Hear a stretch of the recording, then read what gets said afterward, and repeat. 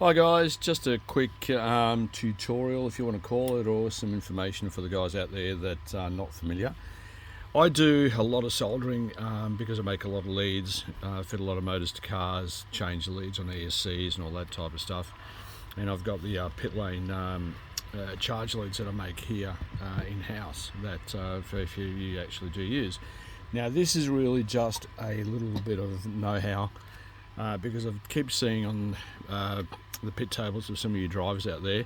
Now it's not to give you a hard time, but man oh man, some of your soldering is really abysmal, and it only comes down to having a decent set of tools and a little bit of practice to get it right.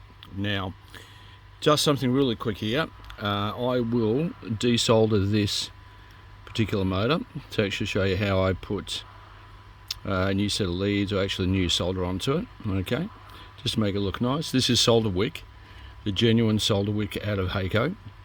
This stuff is brilliant for taking off excess solder blobs on your motors, your ESC wires and all that type of stuff. Just got to heat it up, get a bit of heat onto it, let it suck the old solder out. Gives it a better surface for new connections to be made. Also makes you look very professional too as well. Now I'm going to go down to the last one, and I'll just quickly show you with a piece of wire in this how you can actually get a really good soldering job. Now that's not taken on, so I just tin solder tip a bit just to help it start passing over the heat. Now heat is not via pressure on this thing as well.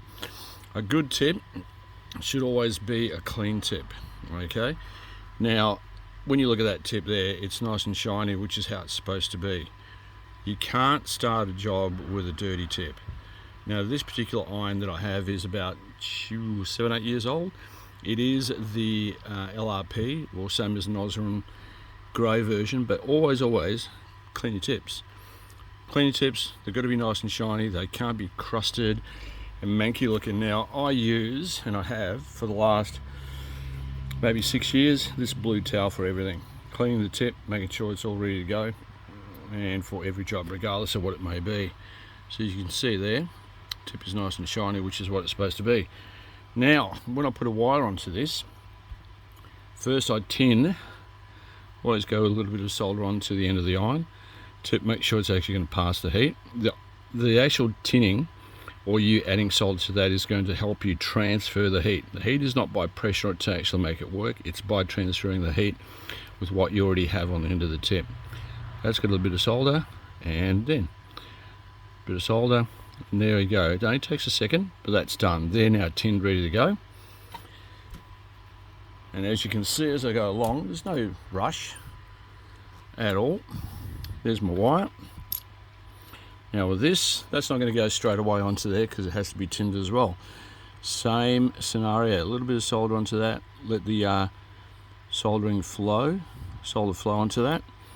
That's it, done. Now you can see how short that is, the end of the wire onto the motor. This is how I do the motors on customers' cars, my cars. All you want to do is have a small section. You don't have to have an inch of wire there open or exposed to actually have it solder up. So all I do is get a bit of heat happening on that, and that's it. Count 5, 4, 3, 2, 1. There's your solder. Nice and shiny, nice and clean. Short section, so it doesn't affect the flexibility of the wire, because you don't want it to be basically like a piece of fencing wire. Now that is nice and shiny. That's now cold to touch, and that will not come off. And as you can see, it's not crusty, which basically means it's not a dry solder joint. And you saw how quickly I put that together. Same for everything, whether it be a motor, an ESC, whatever it may be. Same principle. Tin, apply. That's all you got to do. A nice clean tip on your soldering iron. Now it's a bit manky, so all I do is clean it on the towel. Done. Now every so often, when the iron does go through a fair bit of work, I get myself one of these. HAKO or GOOT wick is the best to buy, bar none, regardless of what you got. Now this is basically just brass swarf, if you want to call it. This just helps me clean off any dags that might not be taken off by me rubbing it on the rag. So that now is a nice clean tip, regardless of what you may think. That will actually work for every job I do. Now the tip on this, to give you an idea, I'll switch that off because that keeps going on, staying on all the time. That's a 5mm chisel, and that does everything for me. 12 gauge, 13 gauge, 14 gauge, 16 gauge. Right down. Tinned copper, pure copper, whatever it may be. That does all the wires on motors, ESCs, and everything I've done in the past. When it gets to being the really tiny stuff, I use a little 1 or 2mm tip, which is basically that one there. That does all my ESC and changing wires on servo stuff. Same deal, keep it clean, and it won't bite you in the bum. Now with the iron, as I said previously, I use a LRP. Pull up and show you. That's my LRP iron, or base station and workstation soldering assembly. That's now getting on to quite easily 8 years old, and all I've had to do is replace that, which I purchased in, and that's anything that's ever failed on it. But that's done, I'm losing track of it, about 500-600 leads and repairs in the last few years. That's a lot for someone that's just doing minor work. I can imagine myself if I had a little bit more to do. So just invest in a decent soldering iron.